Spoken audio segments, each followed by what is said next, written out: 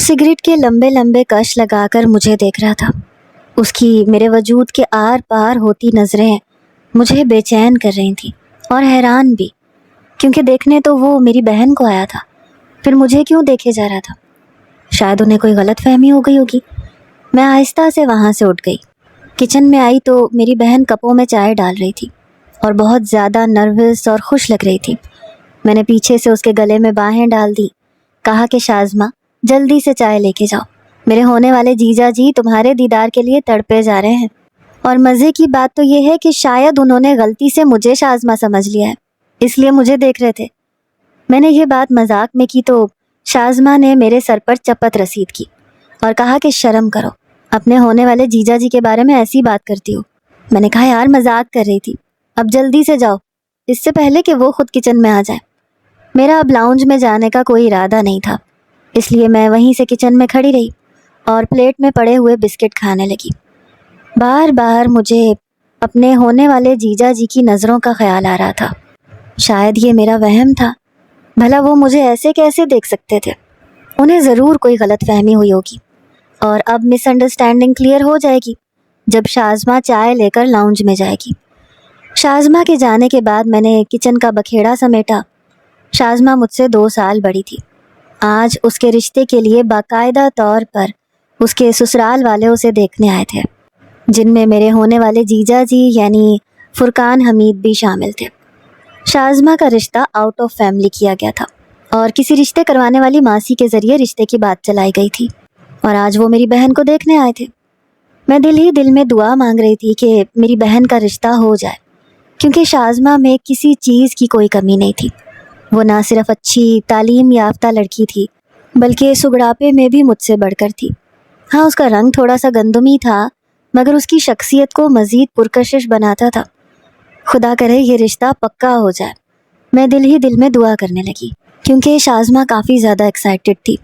फुरकान हमीद काफ़ी बड़े ओहदे पर फाइज थे, वो कस्टम्स ऑफिसर थे और आज खसूसी टाइम निकाल के वो हमारे घर आए थे। देखने में भी बहुत ज़्यादा हैंडसम लगते थे और हर लिहाज से परफेक्ट थे, किसी भी लड़की का ख्वाब हो सकते थे। इसलिए मैं दिल ही दिल में अपनी बहन के अच्छे नसीब की दुआ मांग रही थी। थोड़ी देर के बाद मैं भी वहाँ लाउंज में जाके बैठ गई। फुरकान हमीद की फैमिली काफ़ी मुख्तसर थी। वो अपनी फुप्पो के साथ आए थे क्योंकि उनके माँ बाप हयात ना थे। उनकी फुप्पो ने ही उन्हें पाल पोस के बड़ा किया था। अगर ये रिश्ता पक्का हो जाता तो मेरी बहन वाकई बहुत नसीबों वाली होती, क्योंकि ना कोई बड़े ससुराल का झंझट था और फुप्पो कनाडा में रहती थी। बस उनका रिश्ता करवाने के लिए यहाँ पाकिस्तान आई थी ताकि फुरकान के फ़र्ज से सुबकदोश हो सके। शाज़मा फुरकान हमीद की फुप्पो शाइस्ता के साथ सर झुकाए बैठी थी और शर्माए जा रही थी। मैं उसे देख के मुस्कुराने लगी कि बाद में इसे छेड़ूंगी। मैं भी वहीं एक सोफ़े पे बैठ गई। फुरकान हमीद मेरे बाबा से अपनी जॉब के सिलसिले में बात कर रहे थे। उन्हें तफसील से बता रहे थे कि उनका क्या काम होता है और वो किस तरह की जॉब करते हैं। मेरे बाबा रिटायर्ड प्रोफेसर थे और काफ़ी दिलचस्पी से फुरकान हमीद की बातें सुन रहे थे। बेशक फुरकान हमीद उनके लिए भी एक आइडियल दामाद साबित होने वाला था। मैं भी फुरकान हमीद की फुप्पो के साथ खुशगप्पियों में मगन हो गई। वो मुझसे बहुत ही ज़्यादा अच्छे अखलाक से बात कर रही थी, काफ़ी नाइस खातून थी। बता रही थी कि कैसे उन्होंने फुरकान हमीद को पाल पोस के बड़ा किया और इस मकाम पर पहुंचाया। बिलाशुबा वो बहुत ही काबिल तहसीन औरत थी। बता रही थी कि फुरकान उनका हर फैसला बिना चूं चरा मानता है और ये रिश्ता भी उन्हीं को पसंद आया था, इसलिए फुरकान हमीद ने बग़ैर देखे ही हाँ बोल दी थी और आज हमारे घर पर बाकायदा रिश्ते के लिए मौजूद था। उनसे बातों में मगन मुझे फिर से एहसास हुआ कि वो 2 निगाहें मुझ पर जमी हुई हैं। मैंने चौंक के ऊपर सर उठा के देखा तो फुरकान हमीद मुझे ही देख रहे थे, मगर उनकी निगाहें उफ, अंदर तक जला कर राख कर देने वाली। उनकी नज़रें मेरे वजूद के आर पार होती महसूस हो रही थी और मुझे पहली बार इस कदर बेचैनी हुई। मतलब ये मेरा वहम नहीं था, वो वाकई शाज़मा के बजाय मुझे देखने में मसरूफ़ थे। साथ साथ मेरे बाबा से बात भी कर रहे थे, मुझे भी देखे जा रहे थे। उसने अधजला सिगरेट एशट्रे में बुझा दिया, फिर से मुझे देखा। मुझे लगा जैसे मैं भी सिगरेट की तरह अधजली हो गई हूँ। उनकी नज़रों का मफ़हूम मैं अच्छी तरह से समझती थी। वो नज़रें कोई आम नज़रें नहीं थी, بلکہ ایک لڑکی چاہے وہ جس قدر معصوم اور سادہ ہو ایسی نظروں کو بخوبی سمجھتی ہے۔ خدا خدا کر کے میں وہاں سے بہانہ کر کے اٹھی اور کمرے میں چلی گئی اور بے چینی کے ساتھ ٹہلنے لگی۔ یہ عجیب طرح کی صورتحال تھی جس میں گرفتار ہو چکی تھی۔ اب تو مجھے لگ رہا تھا کہ شاید میری بہن کا رشتہ وہاں نہ ہو پائے، کیونکہ ان کی نظریں تو کچھ اور ہی کہہ رہی تھیں، مگر میں نے اسے اپنا وہم ہونے کی دعا کی۔ تقریباً 1 گھنٹے بعد وہ لوگ وہاں سے چلے گئے۔ شازمہ کمرے میں آئی تو اس کی مسکراہٹ لبوں سے جدا نہیں ہو رہی تھی۔ میں اس کے معصوم اور بے ریا چہرے کو کچھ دیر کے لیے تکتی رہی اور اس کے اچھے نصیب کے لیے دعا کرتی رہی۔ وہ واقعی بہت زیادہ خوش تھی، مگر میرا دل انجانے وہموں کا شکار تھا۔ تقریباً 1 ہفتے کے بعد، انتظار کے بعد، بالآخر رشتے کے لیے ہاں ہو گئی۔ میں بالکل حیران اور خوشی کے مارے شازمہ کے گلے لگ گئی۔ مجھے یقین نہیں آ رہا تھا کہ وہ لوگ ہاں بول دیں گے، کیونکہ فرقان حمید کی نظروں میں اس 1 ہفتے کو میں بھول نہیں پائی تھی، مگر خدا کا شکر تھا کہ یہ صرف میرا وہم تھا۔ میں نے خود کو جھاڑ پلائی کہ میں خواہ اپنے ہونے والے جیجا جی پہ شک کر رہی تھی۔ شازمہ کی خوشی کا تو کوئی ٹھکانہ ہی نہیں تھا، وہ تو ہوا میں اڑنے لگی۔ اتنا اچھا رشتہ اس کے لیے آ گیا تھا اور میں بھی بے انتہا خوش تھی۔ اب تو میں خوب شادی کو انجوائے کروں گی، کیونکہ یہ ہمارے گھر کی پہلی شادی تھی اور میں فل مستی کرنا چاہتی تھی۔ شادی کا دن بھی آ گیا۔ میں نے اپنی ساری کالج کی سہیلیوں کو شادی میں انوائٹ کیا تھا۔ ہم نے خوب ہلا گلا کیا، اتنا انجوائے کیا کہ تھکن سے چور چور ہو گئی۔ آج بالآخر بارات کا دن آن پہنچا۔ بارات بھی مختصر سی ہی تھی، کیونکہ فرقان حمید کی فیملی کوئی اتنی لمبی چوڑی نہیں تھی۔ میرج ہال میں شادی کے انتظامات کیے گئے تھے۔ شازمہ آج دلہن کے روپ میں بے پناہ خوبصورت لگ رہی تھی۔ وہ ہمیشہ سے سادی اور سیدھی سی رہنے والی لڑکی تھی۔ آج اس پر بناؤ سنگھار اس قدر جچ رہا تھا کہ میں کچھ لمحے اسے نظر بھر کے دیکھتی رہی اور اس کی بلائیں لے ڈالی۔ جب دلہا کے ساتھ شازمہ کو اسٹیج پر بٹھایا گیا تو مجھے فرقان حمید کچھ خاموش سے لگے۔ یوں لگ رہا تھا جیسے ان کے اندر کوئی گرم جوشی نہیں ہے، بس وہ ایک فرض کو نبھا رہے ہیں۔ خیر، میں نے پھر سے اسے اپنا وہم سمجھ کے جھٹک دیا، مگر نہ جانے کیوں میں جہاں بھی جاتی 2 نظریں میرا تعاقب کر رہی ہوتی۔ میں ایک لمحے کے لیے اسٹیج کی طرف دیکھتی تو فرقان حمید مجھ پر نظر جمائے بیٹھے مجھے ہی دیکھ رہے ہوتے تھے۔ اب تو یہ میرا وہم نہیں ہو سکتا تھا اور مجھے انتہائی برا لگ رہا تھا۔ وہ بھلا ایسے کیوں کر رہے تھے؟ کیوں مجھے پریشان کر رہے تھے؟ انہوں نے ایک بار بھی شازمہ کی طرف نہیں دیکھا تھا، جو ان کے پہلو میں صرف اور صرف ان کے لیے سج سنور کے بیٹھی تھی۔ ان کی ایک نظر کو ترس رہی تھی۔ مجھے اندر ہی اندر کوئی چیز چبھتی ہوئی محسوس ہونے لگی اور یہ سب کچھ میری برداشت سے باہر ہونے لگا، کیونکہ اب مجھے کوئی شک نہیں تھا کہ وہ کس طریقے سے مجھے دیکھ رہے تھے۔ میں بھی سوچے بیٹھی تھی کہ جیجا جی کو خوب تنگ کروں گی، ان کے لاڈ بٹوروں گی، ان کو دودھ پلائی کی رسم میں بہت زیادہ تنگ کروں گی، کیونکہ میں ان کی اکلوتی سالی تھی اور میری اس شادی کو لے کے بے پناہ ارمان اور خواہشیں تھیں۔ لیکن اب ایک دم سے میں نے وہ سارے پلان کینسل کر دیے۔ اب تو میں ان کے قریب بھی نہیں جانا چاہتی تھی۔ وہ اس قدر بے چینی اور بے تابی سے مجھے دیکھ رہے تھے کہ میں وہاں سے بھاگ جانا چاہتی تھی۔ خدا خدا کر کے رخصتی ہوئی اور شازمہ ہماری دعاؤں کے سنگ فرقان کے ساتھ رخصت ہو گئی، مگر جاتے جاتے بھی وہ صرف اور صرف مجھے ہی دیکھ رہا تھا۔ یا خدا، یہ میں کس مصیبت میں پھنس گئی ہوں؟ اتنا احترام والا رشتہ، تقدس والا رشتہ، اور وہ صرف اپنی 2 آنکھوں کی وجہ سے میلا کر رہے تھے۔ میں نہ چاہتے ہوئے بھی ان سے بے تکلف نہیں ہو پائی اور یوں شازمہ رخصت ہو کر ان کے ساتھ چلی گئی۔ فرقان حمید لاہور میں ڈیفینس میں رہتے تھے۔ ہمارا گھر ان سے تقریباً 1 گھنٹے کی مسافت پر تھا۔ ہم لوگ بھی تھکے ہارے گھر واپس لوٹ آئے۔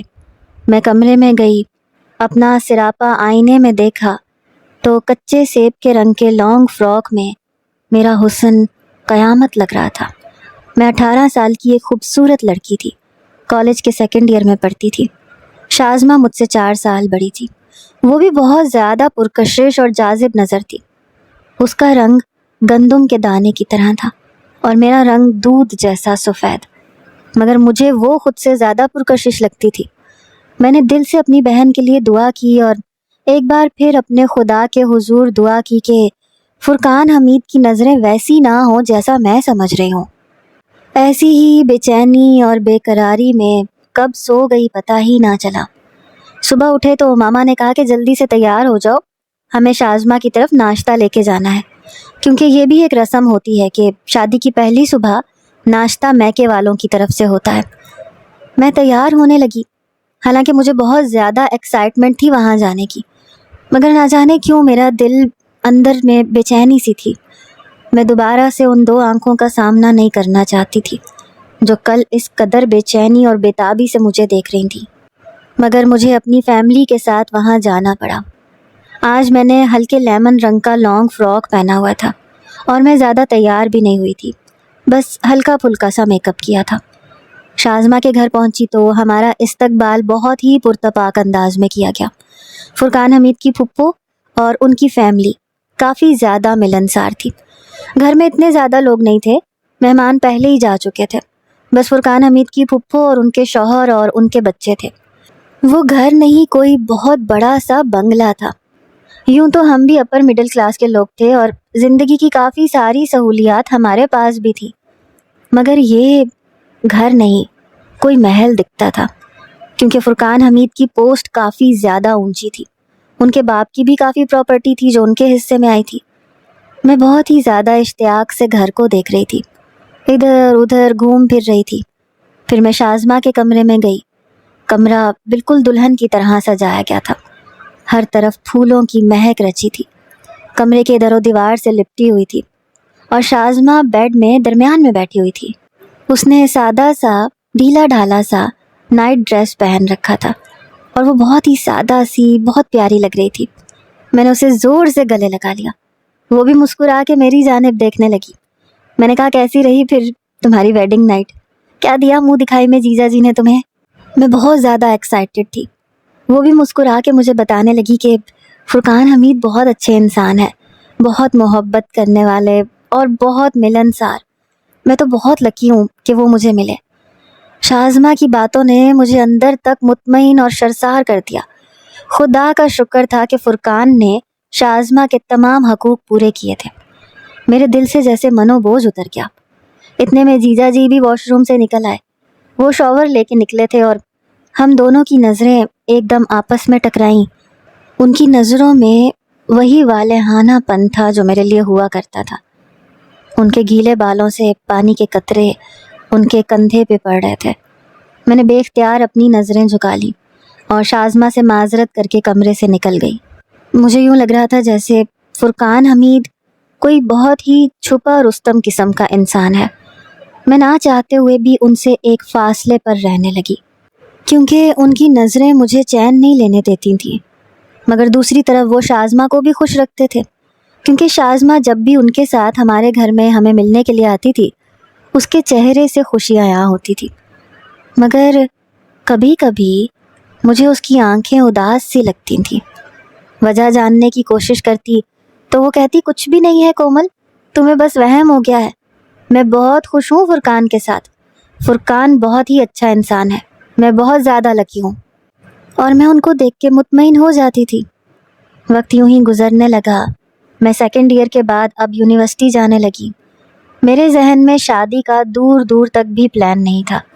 میرے بابا بھی مجھے بہت آگے تک پڑھانا چاہتے تھے، میں انہی کی طرح پروفیسر بننا چاہتی تھی، مگر میں نہیں جانتی تھی کہ میری زندگی میں کون سا موڑ آنے والا ہے، کہ ایک دم سے میرے سارے خواب پیروں کے نیچے کچلے جائیں گے اور میرے سارے ارمان آنکھوں سے نوچ لیے جائیں گے۔ شازمہ پریگننٹ تھی، اس کی طبیعت کافی زیادہ خراب رہنے لگی تھی۔ وہ اکثر ہی ہمارے گھر میں ہوتی تھی، بہت ہی زیادہ چپ چپ اور خاموش رہتی تھی۔ فرقان حمید سے میرا سامنا کچھ زیادہ نہیں ہوتا تھا، بس وہ شازمہ کو چھوڑنے آتے تھے یا لینے کے لیے آتے تھے تو ہماری نظروں کا ٹکراؤ آپس میں ہو جاتا تھا، اور میں خود ہی نظر جھکا لیتی تھی، کیونکہ مجھے ان کی آنکھوں میں دیکھنا ہمیشہ ہی بہت مشکل لگتا تھا۔ بلا شبہ وہ بہت ہی پیچیدہ انسان تھے، کسی کی بھی سمجھ میں نہ آنے والے، اور شازمہ بھی ان کی شخصیت کے بارے میں کچھ زیادہ نہیں بتاتی تھی، بس وہ یہ کہتی تھی کہ فرقان بہت اچھا انسان ہے، میں اس کے ساتھ بہت خوش ہوں۔ ماما شازمہ کا دن رات خیال رکھ رہی تھیں۔ سسرال میں تو کوئی نند یا ساس نہیں تھی ان کا خیال رکھنے کے لیے، اس لیے ماما نے فرقان سے کہہ دیا تھا کہ شازمہ کا پہلا بچہ اس کے میکے میں ہی ہوگا، اور فرقان کو اس بات پہ کوئی اعتراض نہیں تھا۔ جوں جوں ان کی ڈیلیوری کے دن قریب آ رہے تھے، ان کی پریشانی اور بے چینی بڑھتی جا رہی تھی۔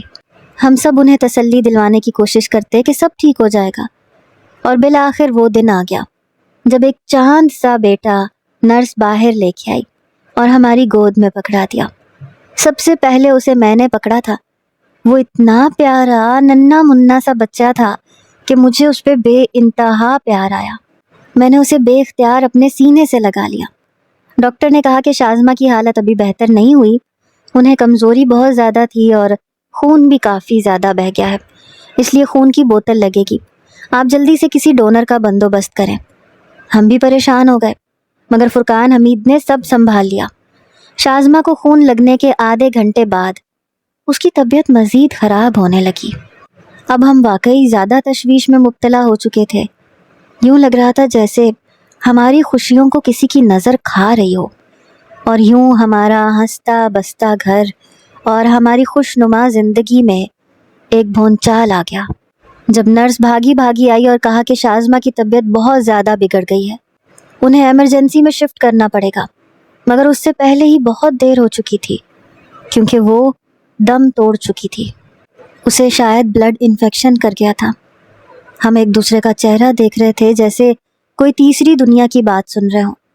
بھلا ایسے کیسے ہو سکتا ہے؟ ہماری آنکھوں کے سامنے ہماری جان سے پیاری چیز ہم سے چھن جائے۔ وہ دن ہمارے لیے کسی قیامت سے کم نہیں تھا۔ میری گود میں شازمہ کا بچہ تھا جو روئے جا رہا تھا، اور میں بالکل صدمے سے گنگ کبھی بچے کو دیکھتی، کبھی شازمہ کا مردہ وجود۔ ایک دفعہ بھی اپنے بچے کو اٹھا کے پیار نہیں کیا تھا اس نے، جس نے اسے 9 ماہ اپنے پیٹ میں پالا، اسے ایک بار بھی چھونے کی مہلت نہ ملی۔ موت سے بڑی حقیقت اس دنیا میں کوئی بھی نہیں، اور موت سے بڑی اذیت بھی۔ ہم نے زندگی میں آج تک کوئی بہت بڑا صدمہ یا غم نہیں دیکھا تھا، اور یہ غم ہم سب کو اندر ہی اندر سے کھائے جا رہا تھا۔ اوپر سے شازمہ کا بیٹا اتنا چھوٹا تھا کہ وہ کسی کے پاس جاتا ہی نہیں تھا، روتا رہتا تھا۔ البتہ میرے پاس وہ سکون میں ہوتا تھا، میں ہی اس کی دیکھ بھال کرتی۔ مجھے بار بار اپنی بہن یاد آتی تو میں زاروں قطار رونے لگتی۔ آخر اتنا بڑا ظلم کیوں ہوا اللہ تعالیٰ نے ہم سے ہماری اتنی پیاری چیز چھین لی، اور ہم کوئی شکوہ بھی نہیں کر سکتے تھے۔ اس لیے قسمت کا لکھا ہوا سمجھ کے صبر کے گھونٹ بھر کے رہ گئے۔ فرقان حمید بھی کافی زیادہ خاموش ہو گئے تھے، نہ انہوں نے زیادہ غم کا اظہار کیا تھا، نہ واویلا مچایا تھا، اور نہ ہی ہم سے کوئی تسلی یا دلاسا لیا تھا۔ وہ بس اپنے بیٹے کے لیے کچھ دیر کے لیے آتے، اسے گود میں بٹھا کے پیار کرتے اور چلے جاتے، کیونکہ ان کی ڈیوٹی کافی زیادہ ٹف تھی۔ ارتضیٰ میرے پاس رہتا تھا، میں اس کی دیکھ بھال کر رہی تھی۔ مجھے یونیورسٹی سے سمر ویکیشنز تھیں، اس لیے میں ہر وقت اس کے ساتھ ہی رہتی تھی۔ کہتے ہیں کہ وقت سب سے بڑا مرہم ہوتا ہے، اور شاید سچ ہی کہتے ہیں، کیونکہ بڑے سے بڑا غم اور بڑی سے بڑی تکلیف وقت کے ساتھ ساتھ مندمل ہونے لگتی ہے۔ ہم لوگ اپنی زندگیوں میں پھر سے مگن ہو جاتے ہیں۔ میرے ماں باپ وقت سے پہلے بوڑھے ہو چکے تھے، کیونکہ اولاد کے جانے کا صدمہ ماں باپ کے دل پہ بہت زیادہ کاری ہوتا ہے۔ وہ وقت سے پہلے بوڑھے ہو جاتے ہیں۔ اب تو میری ماں کو ہر وقت میری فکر ستائے رکھتی، کیونکہ انہیں لگتا تھا کہ زندگی کا کوئی بھروسہ نہیں ہے، نہ جانے میرا کیا بنے گا۔ میں انہیں تسلی دیتی تھی کہ آپ کیسی باتیں کرتی ہیں۔ ایک روز فرقان کی پھپھو کینیڈا سے واپس آ گئیں۔ شازمہ کے لیے کافی زیادہ دکھ کا اظہار کیا، وہ بھی فرقان کی وجہ سے بہت زیادہ پریشان تھی۔ انہوں نے جاتے جاتے امی کے کان میں ایسی بات ڈالی جسے سن کے میں سکتے میں آ گئی۔ میں نے کہا امی ایسے کیسے ہو سکتا ہے بھلا، میں ایسا ہرگز نہیں ہونے دوں گی۔ مگر میری ماں مجھے امید بھری نظروں سے دیکھنے لگی، کہنے لگی بیٹا تم اچھی طرح سے جانتی ہو تم سے بڑھ کے کوئی ارتضیٰ کا خیال نہیں رکھ سکتا، اور فرقان بہت ہی اچھا انسان ہے، دیکھا بھالا لڑکا ہے، اس میں کوئی کمی نہیں ہے، اور میں تمہارے حوالے سے بہت زیادہ فکر مند رہتی ہوں، اس لیے تم اچھی طرح سے سوچ لو۔ میں پھر بھی تم پہ اپنا فیصلہ زبردستی مسلط نہیں کروں گی، کیونکہ تمہاری اپنی زندگی ہے، اپنی چوائسیز ہیں۔ میری ماں نے مجھے ایک ایسے دوراہے پہ لا کے کھڑا کر دیا تھا کہ مجھے کچھ بھی سمجھ نہیں آ رہی تھی میں کیا کروں۔ میرے سارے خواب ایک دم سے میرے سامنے آ کے کھڑے ہو گئے۔ مجھ سے سوال کرنے لگے کہ ہمارا کیا؟ اور پھر فرقان کی وہی دو آنکھیں مجھے یاد آنے لگتی جو جب بھی مجھے دیکھتی تھیں یوں لگتا تھا جیسے میرے وجود کے آر پار ہو رہی ہوں، اور میری بے چینی حد سے سوا ہونے لگتی تھی۔ کیا میں اس شخص کو اپنی زندگی میں شامل کر سکتی تھی جو میری بہن کا شوہر تھا؟ میرے دل میں ان کے لیے صرف اور صرف بے چین کر دینے والے جذبات تھے اور کچھ بھی نہیں، مگر مجھے اپنی ماں کی التجا کی لاج رکھنی تھی۔ اور جب میں ارتضیٰ کو دیکھتی تھی جو اتنا چھوٹا معصوم سا بچہ تھا، کیا وہ دوسری ماں سے ویسی محبت سمیٹ سکے گا جیسی اسے شازمہ سے یا مجھ سے مل سکتی تھی؟ ارتضیٰ کو دیکھ کے میرے لیے فیصلہ کرنا آسان ہو گیا، اور میں نے خاموشی سے نکاح نامے پہ دستخط کر دیے۔ یوں میں آج فرقان حمید کی دلہن بن کے اس کے کمرے میں بیٹھی تھی۔ میری گود میں ارتضیٰ تھا جو کھیل رہا تھا، اور میرا دل ہر طرح کے جذبات سے آری تھا۔ میں کسی اسٹیچو کی طرح بیڈ پہ بیٹھی تھی۔ اچانک کمرے کا دروازہ کھلا اور میرا دل جیسے کسی نے مٹھی میں لے لیا۔ مجھے بے اختیار اپنے فیصلے پہ پچھتاوا ہوا۔ کیا میں فرقان کو اپنے شوہر کے روپ میں دیکھ سکتی تھی؟ دل نے کہا ہرگز نہیں، بھاگ جاؤ یہاں سے، مگر اب بہت دیر ہو چکی تھی۔ وہ قدم قدم چلتا میرے قریب آیا۔ میں نے کوئی اتنا خاص بناؤ سنگھار نہیں کیا تھا کیونکہ مجھے کوئی چاہ ہی نہیں تھی۔ یہ تو بس ایک سمجھوتا تھا، ایک مجبوری تھی جسے مجھے نبھانا تھا۔ وہ میرے پہلو میں آ کے بیٹھ گیا، ارتضیٰ کو میری گود سے اٹھا کے اپنی گود میں بٹھا لیا، پیار کرنے لگا۔ پھر باہر سے کسی کو آواز دی۔ ایک 40-45 سال کی عورت کمرے میں آئی۔ فرقان حمید کی گود سے وہ بچہ اٹھا کے وہاں سے چلی گئی۔ میں حیران سی اسے دیکھ رہی تھی۔ میں نے کہا یہ کون تھی؟ فرقان میری طرف دیکھنے لگے، کہنے لگے میں نے یہ ارتضیٰ کے لیے ایک اسپیشل کیئر ٹیکر رکھی ہے، آج سے ارتضیٰ کو یہی سنبھالے گی۔ فرقان بہت ہی پرسکون لہجے میں کہہ رہے تھے اور اندر تک اترتی نظروں سے مجھے دیکھ رہے تھے جن میں بے پناہ والہانہ پن تھا، شاید کوئی جنون تھا۔ میں نے ایک دم سے اپنی نظریں جھکا لیں۔ دل یوں تھا جیسے ابھی سینے سے باہر آ جائے گا، اور بے چینی اتنی شدید تھی کہ حد نہیں۔ میں نے کہا میں صرف اور صرف ارتضیٰ کے لیے آپ کی زندگی میں شامل ہوئی ہوں تاکہ ارتضیٰ کسی پرائی عورت کے ہاتھوں میں نہ پلے۔ یہ کہتے ساتھ ہی میں بیڈ سے اٹھنے لگی۔ فرقان بھی میرے ساتھ اٹھ بیٹھا، کہنے لگا کہاں جا رہی ہو؟ میں نے کہا ارتضیٰ میرے بغیر نہیں سوتا، وہ رونے لگ جاتا ہے۔ فرقان کہنے لگا وہ بہت ہی زیادہ ویل ٹرینڈ کیئر ٹیکر ہے، تم بالکل بھی پریشان مت ہو، وہ ارتضیٰ کا بہت اچھے سے خیال رکھے گی، تم ریلیکس ہو کے بیٹھ جاؤ پلیز۔ اس کے لہجے میں التجا تھی۔ میں نے بے اختیار اس کی طرف دیکھا تو وہ محبت پاش نظروں سے مجھے دیکھ رہا تھا۔ میں اور خوفزدہ ہونے لگی۔ میں نے کہا میں ایک بار اسے جا کے دیکھنا چاہتی ہوں، وہ رو تو نہیں رہا؟ یہ کہتے ساتھ ہی میں جلدی سے کمرے سے جانے لگی۔ اس نے بے اختیار پیچھے سے میری کلائی تھام لی اور ایک جھٹکے سے مجھے اپنے سامنے کیا۔ میں اس کے اس رد عمل پہ اندر تک ہل گئی۔ مجھے امید نہیں تھی کہ فرقان یوں ریئیکٹ کریں گے۔ اس کی آنکھوں میں دبا دبا سا غصہ تھا۔ کہنے لگا جب میں نے کہا ہے کہ وہ اس کا خیال رکھ لے گی تو تم اتنی پریشان کیوں ہو؟ وہ میرا بیٹا ہے، مجھے اس کی زیادہ فکر ہونی چاہیے نہ کہ تمہیں۔ میں نے کہا کیا مطلب ہے آپ کا؟ وہ میری بہن کا بیٹا ہے اور مجھے اپنی بہن سے بے پناہ محبت تھی، اسی کی محبت میں آج اس کمرے میں آئی ہوں، میں نے بھی 2 ٹوک لہجے میں کہا تھا۔ وہ کچھ دیر مجھے دیکھتا رہا، پھر کہنے لگا اور اس محبت کا کیا جو میرے دل میں کب سے ہے تمہارے لیے؟ اور میں ان کی بات سن کے جیسے بالکل سکتے میں آ گئی۔ ان کی آنکھوں میں دیکھا۔ کیا کیا کیا مطلب ہے آپ کا؟ کیسی باتیں کر رہے ہیں آپ؟ کہنے لگا کیوں؟ کیا محبت کرنا کوئی جرم ہے؟ کیا میں تم سے محبت نہیں کر سکتا؟ اب تو تم میری بیوی ہو، پورا حق رکھتا ہوں تم پہ، اور تم کوئی چھوٹی بچی نہیں ہو کومل کہ جان نہ سکو، بلکہ تم پہلے دن سے جانتی تھی کہ میری نظروں میں تمہارے لیے کیا ہے۔ آج یوں ان کے منہ سے یہ بات سن کے میں کچھ بولنے کے قابل نہیں رہی۔ میں نے کہا کیا مطلب ہے آپ کا؟ میں واقعی نہیں جانتی تھی کہ آپ کی نظروں میں میرے لیے کیا ہے، کیونکہ آپ میرے لیے صرف اور صرف میری بہن کے شوہر تھے، اور وہ آپ کے ساتھ خوش بھی تھی، مگر آپ تو ایک منافق آدمی ہیں۔ شادی میری بہن سے کی اور محبت مجھ سے، یہ کہاں کا انصاف ہے؟ میں جیسے پھٹ پڑی، کہنے لگا اس دل پر کوئی اختیار نہیں ہوتا۔ شازمہ سے شادی میں نے صرف اور صرف پھپھو کے کہنے پہ کی تھی۔ ان کے مجھ پر بہت سے احسان تھے، ان کی کوئی بات میں ٹال نہیں سکتا، ورنہ نہ کہہ دیتا۔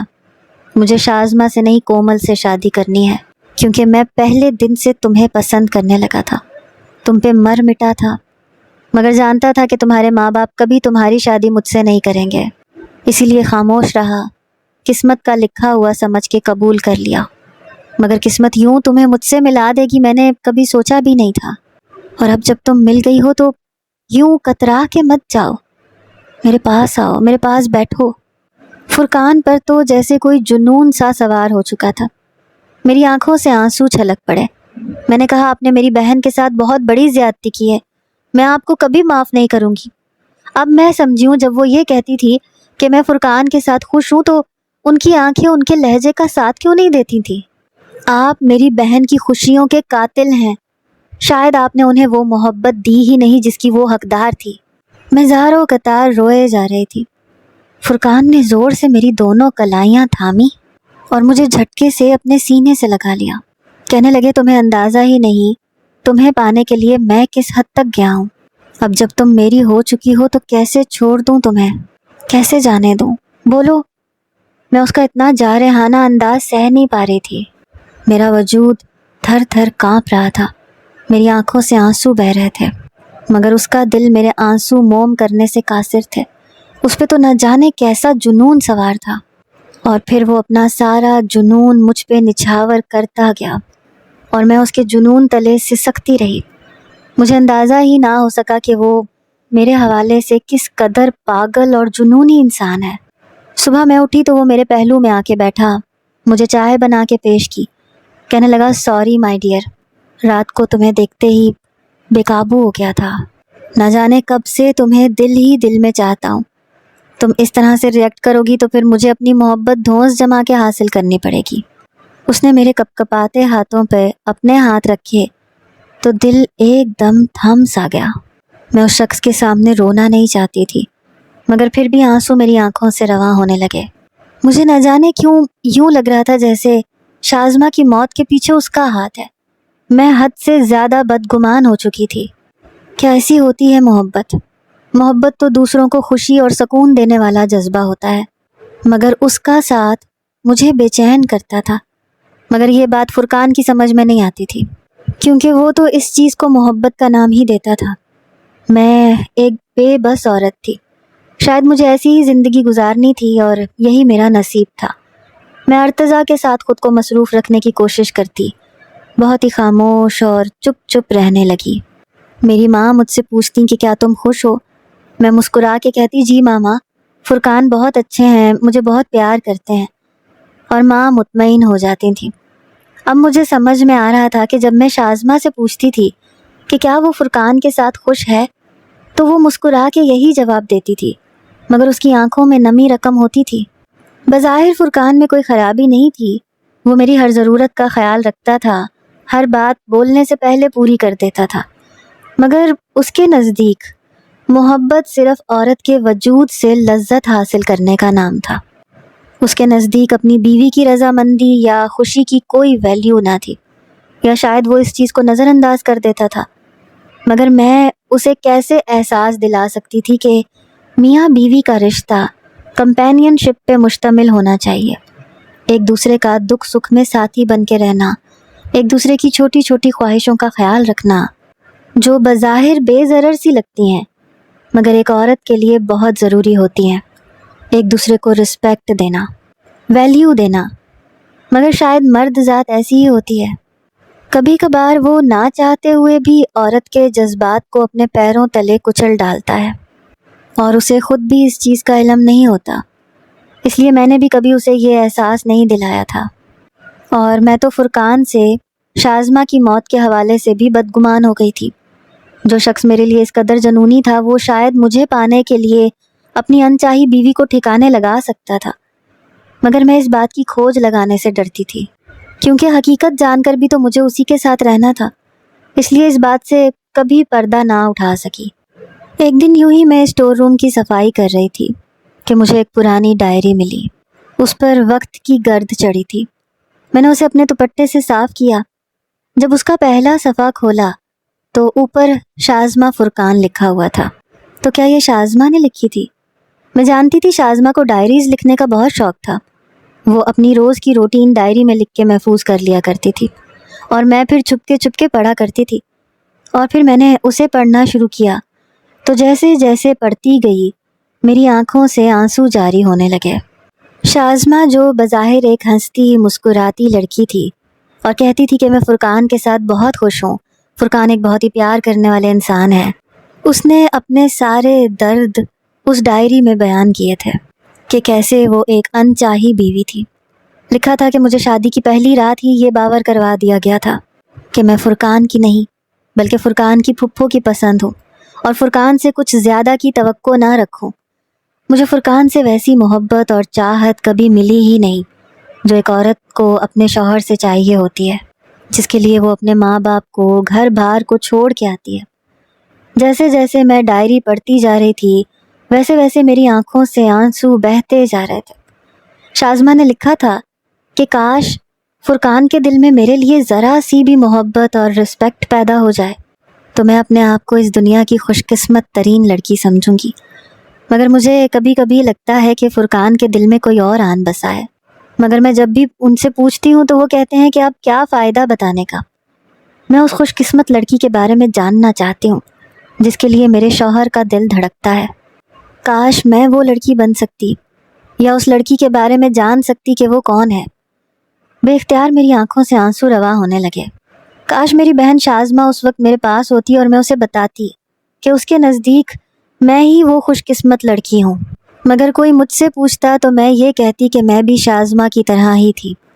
فرقان مجھ پر اپنی ساری محبتیں، چاہتیں لٹاتا تھا، مگر پھر بھی میری روح بنجر اور ویران تھی، کیونکہ یہ روح حقیقی محبت سے بالکل محروم تھی۔